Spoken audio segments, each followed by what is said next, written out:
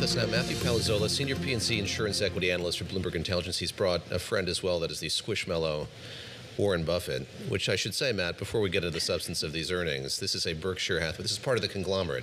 Squishmallow is part of the conglomerate. It is. So a very important part of the conglomerate. Yes. They bought a company called Allegheny a couple of years ago. Okay. They owned a company called Jazzwares, which makes these Squishmallow toys. And then every year at the annual meeting, they started making a commemorative Buffett and Munger Squishmallow, and people line up around the convention center. And you are people, because you didn't get one. So did you line up for this? I'm always people. At our I insistence. lined up for this, yes. All right, I've taken us on another diversion, and I apologize for that. Well, earnings just came out. I think it's amazing. Haven't seen the line item for the Squishmallows yet, but just walk us through the main takeaways here. I looked at your preview of this. Earnings roughly in line with what you expected. I think you said 11 to 12 billion, so right near there. Looking at my cheat sheet, a little bit better than I thought. The insurance earnings better, kind of across the board, everything better. I was a little disappointed with the share repurchase. So they bought back about $4.5 billion worth of their own shares. That is much more than they've done over the past couple of years, but less than I thought they were going to, given some disclosures they made in July. You thought around 8? Yeah, I thought around 8 because... So why are they doing that? So I think a couple of reasons. So Greg Abel has taken over, and my guess, they don't really talk to anybody, but my guess is that he's viewing the intrinsic value of businesses a little bit higher these days. So number one, the insurance businesses, they're over-earning, but I think some of the gains they're making are sustainable. So I think he's looking at that a little bit better. Burlington Northern, the railroad, he's got his eyes on that. He called them out at the annual meeting. He said they're going to improve their margins there. So I think the underlying earnings power of those businesses are improving. They have tons of cash, so I think he's putting some of it to work. I want to talk to you about that cash, though, because their pot did fall. I mean, it's still an enormous number. How much of that, I mean, they bought this home builder, Taylor Morrison, for $6.8 billion. But the math isn't quite mathing. The cash balance could hit more than that. So they did a couple things. They also bought $10 billion worth of Google stock. Okay. They bought a stake in a Japanese insurance company, Tokyo Marine. So they actually, this was a spending quarter for them. It looks like, I didn't get the full numbers, but it looks like they were a net buyer of stocks over 6 months. So putting more money to work than Buffett was doing in his last year as a CEO. Let's talk just a bit about Greg Abel. So this is the second quarter of earnings that we've gotten from him. Behind you, we had pictures of him at Sun Valley at the Allen & Company conference. How is his tenure going thus far? So this was a hotly anticipated transition. A lot of people wondering sort of how much continuity there would be between Berkshire under Buffett to him. What have we learned over these last 2 quarters? What have you learned since you were out in Omaha for the big event a few months back? Yeah, I think he is much more communicative than Buffett was. And what does that mean? I mean, I've been to the Berkshire website, which is janky. I mean, it's from like 92 or something so like that. HTML, straight out of AOL days. Yeah, it's not in that way. Okay. More in the annual meeting, talking, having more managers there, giving more detail on the companies.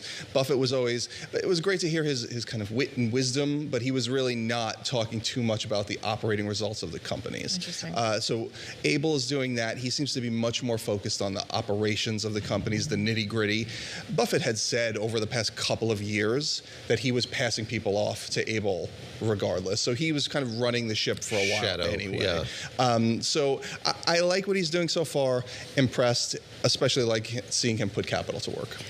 Does he have his own Squishmallow? And how many of these reports do we have to have before? I almost feel bad for the guy. He's going to spend, I mean, he could have this job for 10 years and we could still be comparing him to his predecessor. I mean, that's, the blessing and the curse of being the CEO of Berkshire Hathaway. All right. You mentioned the railroad business. Talk a bit more about that if you would. I mean, just being a crucial part of this portfolio for a long time. Yeah, so they bought the railroad business. Berkshire is huge on these monopolistic, necessary businesses that will be around for as long as time, right? So that was the impetus behind buying Burlington Northern years ago.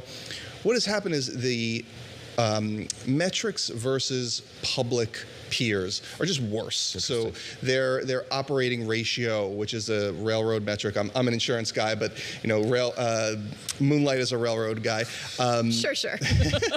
That metric has been worse than their closest competitor, and Abel is really focused on improving that, and it's languished for years. So I think should they do that, increases the intrinsic value of the business.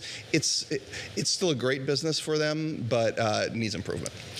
One of the places it seems he has stayed pretty consistent is this concentrated portfolio and really backing these, this handful of just these 5 big stocks: Apple, American Express, Coca-Cola, Bank of America, Alphabet, Google. Is that going to stay consistent, do you think? Is that what investors are still looking for? Is that continuity, or do they want him to diversify that portfolio at some point? He explicitly said we're going to focus on this core group of stocks and not trade much around them. I don't think people want to see him jumping into new names. I think they'll make moves around the edges, but I think these are going to stay the core portfolio. They made some moves around Apple. Took out a lot of Bank of America stock over the past couple of years, so I think it stays pretty steady. We may want to wind back here to the home building acquisition they made, but before we get there, I mean, your bread and butter is property casualty insurance, hugely integral to this business as well. What have we seen broadly in the sector, and sort of how's that manifest in the data that we got today? Yes, so one of the biggest things that's swinging their results is Geico. So they own Geico. They've owned it since the 70s. The auto insurance business saw a big spike in losses kind of post-COVID because of the cost of auto parts. So what all of the auto insurance companies did was raise rates a lot. I don't know if you experienced that. I have certainly felt this. I blissfully just sold my car, but yeah. If you drove a car, you probably experienced this, and this was across the board. So what happened is they raised these prices. All of the results of the auto insurance companies got much better to kind of record levels. So now what all of the big players are trying to do is grow.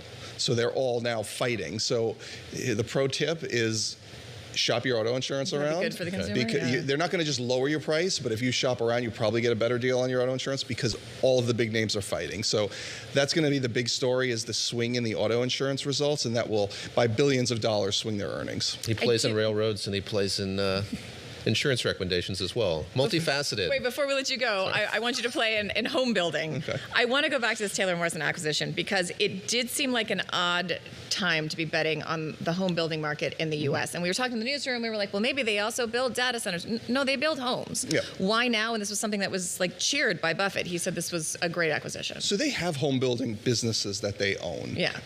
So this was kind of a complement to the home businesses that they already own. I think it's they do manufactured homes, which is Clayton Homes. So they build the home and then they bring you your house and they put it down. Yeah.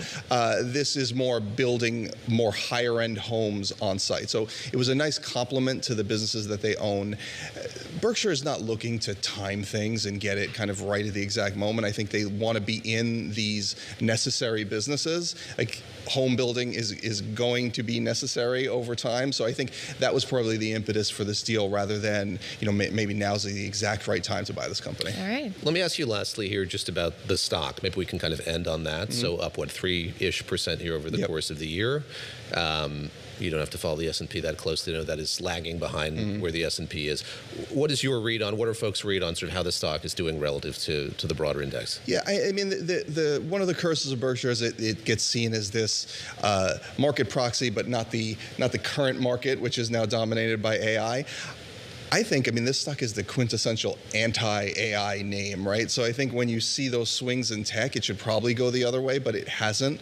I think the overhang is still there, the Buffett kind of hangover, and people kind of waiting still on Greg Abel. Even though I think he's doing a great job, I think there's going to be that overhang for a little bit longer. But the value of these industrial businesses, manufacturing businesses, I think will manifest themselves more over time. Cool.